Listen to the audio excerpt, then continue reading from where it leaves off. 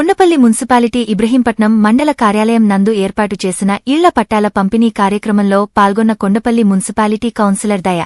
ఈ సందర్భంగా దయ మాట్లాడుతూ ప్రతి పేదవాడికి సొంత ఇల్లు ఉండాలని ఒక మంచి ఆలోచనతో ఇల్లు పట్టాలి ఇవ్వటమే కాక వాటి రిజిస్ట్రేషన్లు చేసి మరి ఇచ్చిన ఘనత మన ముఖ్యమంత్రి వైఎస్ జగన్మోహన్ రెడ్డి అని తెలియజేశారు. ఎందుకంటే నవరత్నాలను తీసుకొచ్చి ఇచ్చిన మాటని కట్టుబడి మాట మీద నిలబడి ప్రతి ఒక్కరింటికి తలుపు కొట్టి మరి పథకాలు ఇచ్చిన నాయకుడు మన జగన్మోహన్ రెడ్డి. మీ అందరికి పెన్షన్లు వస్తున్నాయా? పెన్షన్ వచ్చే వారికి తెలుస్తుంది దాని విలువ, ఇల్లు లేని వారికి తెలుస్తుంది ఇల్లు విలువ, డబ్బులు లేని వారికి తెలుస్తుంది డబ్బులు విలువ. అర్థమవుతుందా?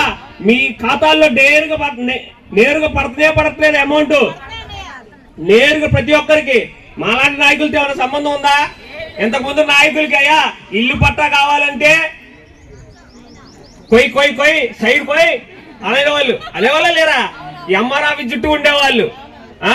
రేషన్ కార్డు కావాలన్నా, ఇళ్ల పట్టా కావాలన్నా, పెన్షన్ కావాలన్నా, ఏది కావాలన్నా కానీ కొయ్యటమే.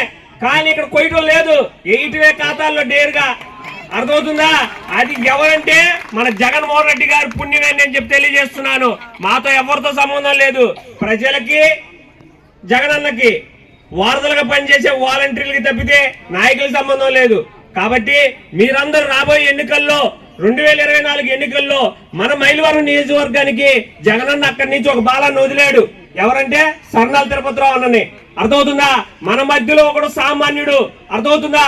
సామాన్యుడిని గెలిపించాల్సిన బాధ్యత మీ అందరికి ఉందని నేను తెలియజేస్తున్నాను.